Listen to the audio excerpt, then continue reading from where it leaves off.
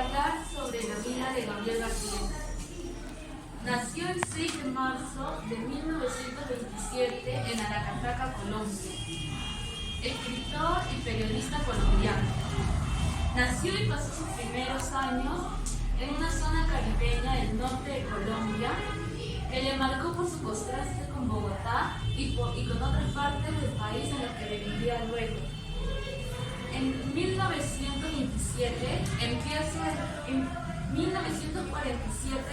empieza a estudiar Derecho, carrera que deja por dedicarse al periodismo. Sus primeros artículos son publicados en El Espectador y en El Heraldo.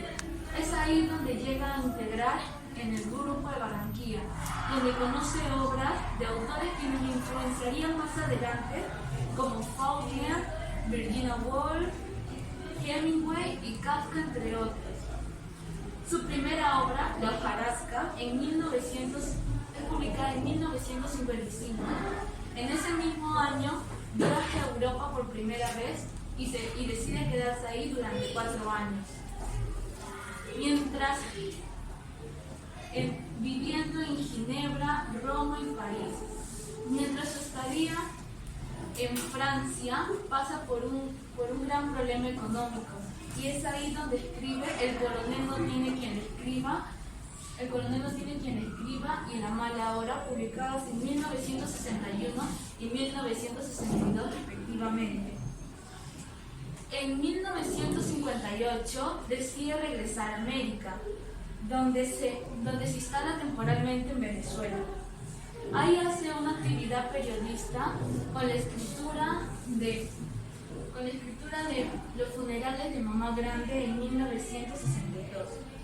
Tras pasar unos meses en Cuba, donde acababa de triunfar la revolución, vive un tiempo en Nueva York como corresponsal. Luego decide quedarse en México, donde trabaja en publicidad.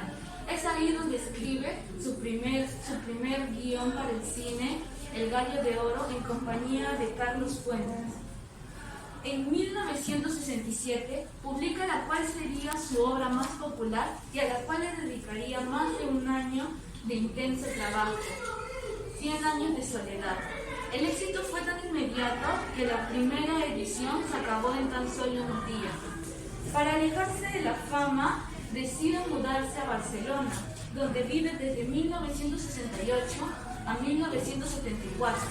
Es en este tiempo donde él escribe El otoño del patriarca en 1975 y cuentos como Isabel viendo llover en Mancondo en 1968 y El relato de un náufrago en 1970. Luego de unos años alterna su residencia entre México, Cartagena de Indias, La Habana y París. En 1982 gana el Premio Nobel de Literatura. Años luego, tiempo después, escribe obras como El amor en tiempo de cólera en 1992, en 1985, El general de su laberinto en 1989 y 12 cuentos peregrinos en 1992. Participa en la fundación de la Escuela de Cine San Antonio de Baños en Cuba, donde dirige un taller de guión. Tras obras como Del amor y otros demonios en 1994 y Noticias de un secuestro en 1996, en el 2002 publica Vivir para contarla, obra donde incluye datos bibliográficos de su niñez y su juventud. Sus últimas obras son Memoria de mis putas tristes en el 2004 y Yo no vengo a decir discursos en el 2010. Fallece el 17 de abril del 2014 por cáncer en México. Sus herederos depositan el 24 de febrero del 2015 en la caja de las letras un legado en memoria del autor. Ahora voy a hablar sobre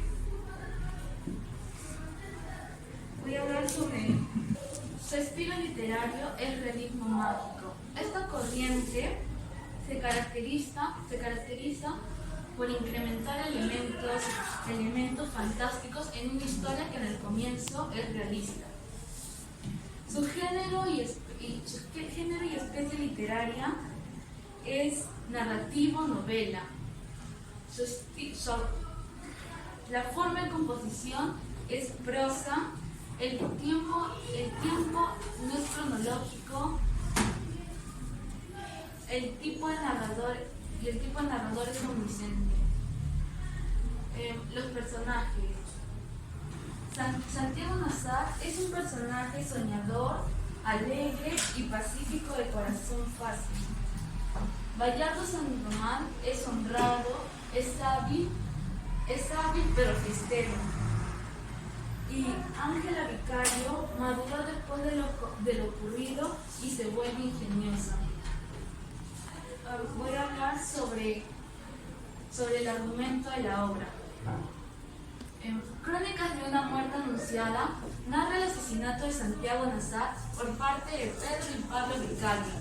El acto se desencadena cuando Bayardo San Román, recientemente casado con Ángela, hermana de los vicarios, se entera de que ella no llegó virgen al matrimonio. Es por esto que el hombre la devuelve a su familia. Cuando le preguntan a Ángela quién fue el hombre responsable en quitarle su virginidad, ella culpa a Santiago Nazar. Es por eso que los hermanos vicarios deciden ir en busca de él y matarlo. La narración comienza minutos antes del asesinato de Santiago Nazar. En este tiempo, el pueblo de Riohacha se encontraba revolucionado por dos acontecimientos: por la boda fallida entre Bayardo San Román y Ángela Vicario y la visita del obispo. Es en todo este clima de exaltación colectiva que los hermanos vicarios deciden ir en busca de Santiago Nazar a su casa para cobrar venganza y restituir el honor de su familia. La relación entre Bayardo San Román y Ángela Vicario es breve. Bayardo es un hombre forastero de una familia bien posicionada. Ángela no siente amor ni deseo por él, pero su humilde familia ve en él una oportunidad y le empujan a casarse. Nazar se nos presenta como un hombre sociable. La noche antes de su asesinato se encuentra en el prostíbulo con los hermanos vicarios y el narrador, en el prostíbulo de María Alejandrina Cervantes, con quien Nazar había tenido un amorío en su adolescencia. Esta es una de las razones por las cuales la gente no les cree a los hermanos vicarios de que vayan a cometer tal crimen, aunque ellos lo dijeran de una manera abiertamente. Cuando los hermanos vicarios regresan a su casa, se enteran de lo ocurrido entre Bayardo San Román y su hermana. Es por eso que buscan 2 cuchillos con los que faenan a sus cerdos y van a la carnicería para afilarlos. En el transcurso del camino, le cuentan sus planes a personas que se les crucen, pero son muy pocas las personas que les creen y la mayoría lo consideran habladurías. Una de las pocas personas en creerles a los gemelos es Cristo Bedoya, amigo de Santiago Nazar, quien lo comienza a buscar por todo el pueblo sin resultado alguno. Santiago se encontraba en la casa de su novia, luego de que el padre de ella le informara sobre lo que habían estado diciendo los hermanos vicarios y le ofreciera quedarse allí o salir con un rifle. Santiago queda aturdido y decide irse a su casa. El pueblo, congregado en torno a la plaza, lo observaba. En este punto, algunas personas intentaban ayudarlo, pero ninguna acción fue tan concreta como para salvar a Santiago. Cuando éste llega a su casa, los hermanos vicarios lo acuchillan salvajemente contra la puerta principal.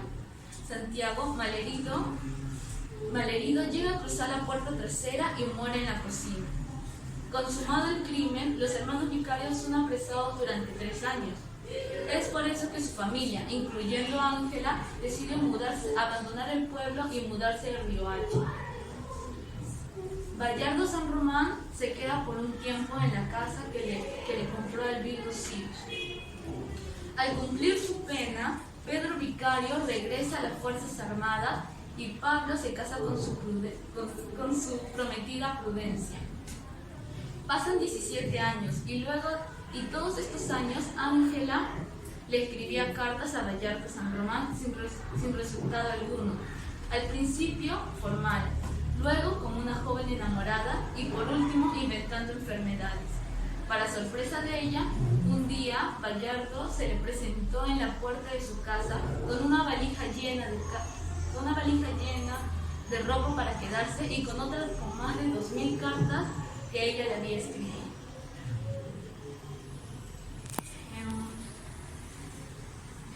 Crítica es que esta es una obra que, aunque desde el principio te cuenta en el final, te logra cautivar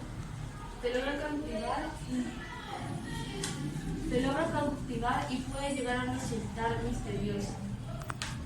Agradezco a mi familia por incentivarme siempre a hacer mi trabajo, a mi profesora por ayudarme y monitorearme en el trabajo y a los presentes por escuchar mi presentación. Gracias.